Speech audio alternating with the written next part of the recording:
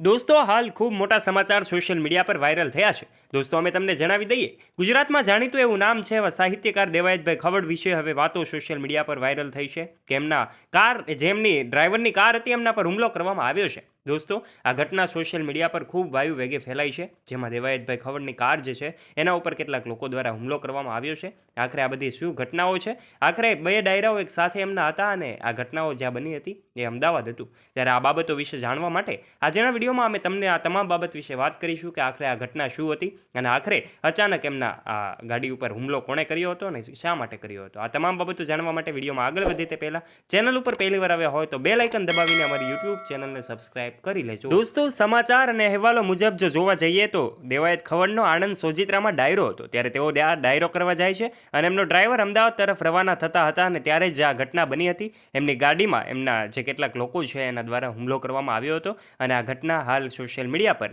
ખૂબ વાયુ વેગે ફેલાઈ રહી છે. અમદાવાદમાં આ ઘટના બની હતી. આમ તો દેવાયત ખવડનો ડાયરો એ આણંદના સોજિત્રામાં હતો અને આ ડાયરો એમણે પોતાને કન્ટિન્યુ રાખ્યો હતો, ત્યાં પહોંચી ગયા હતા. પરંતુ એવું ઘટના કંઈક એવી બની હતી કે એમનો ડ્રાઈવર રિટર્ન આવી રહ્યો હતો અને ત્યારે આ બધી ઘટનાઓ સોશિયલ મીડિયા પર જે બની રહી છે અને એના વિડીયો વાયરલ થઈ રહ્યા છે. ત્યારે દોસ્તો આપણે જાણીએ છીએ સાહિત્યકાર તરીકે દેવાયત ખવડ અનેક ડાયરાઓ કરે છે અને હંમેશા વિવાદમાં અને એમાં ચર્ચાઓમાં ઘેરાયેલા રહે છે. ત્યારે એમના વિડીયો સોશિયલ મીડિયા પર જ્યારે પણ વાયરલ થાય છે દરેક લોકો જાણવા માટે આતુર હોય છે કે આખરે આ બધી ઘટનાઓ શું છે. ત્યારે દોસ્તો આજના વિડીયોમાં અંત સુધીમાં તમને એ પણ ખબર પડી જશે કે આ ઘટનાઓ બધી શું બની હતી અને આખરે આ ઘટના શા માટે બની હતી. દોસ્તો આ તમામ ઘટનાઓ બાદ હવે સોશિયલ મીડિયા પર એક પોતે એમના ઓફિશિયલ પેજ ઉપર એક વિડીયો એ પણ શેર કર્યો છે કે જેમાં એમણે આ ઘટનાઓ વિશે તમામ બાબતો વિશે સ્પષ્ટપણે ખુલાસાઓ કર્યા છે, જે જાણીને પણ તમે નવાઈ પામી જશો.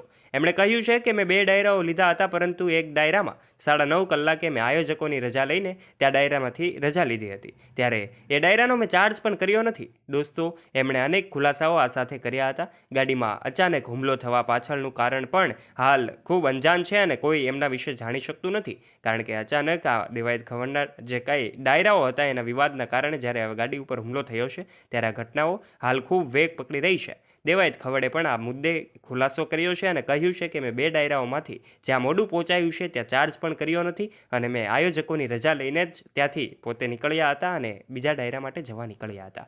આ ઘટનાઓ સોશિયલ મીડિયા પર જે ફેલાઈ છે એમાં કેટલાક લોકો એવું અનુમાન લગાવી રહ્યા છે કે આખરે આ ઘટના અમદાવાદની છે. તો દોસ્તો આપ આ વિશે શું કહેવા માગો છો? શું તમે આ ઘટના વિશે જાણો છો? આખરે શા માટે આવું થયું હોય તમને શું લાગે છે? કોમેન્ટ બોક્સના માધ્યમથી આપના વિચારોને અવશ્ય શેર કરજો તથા આપની પાસે જો સાચી માહિતી હોય તો અવશ્ય શેર કરજો અને આશા રાખીએ છીએ તમને આજનો અમારો વિડીયો ગમ્યો હશે.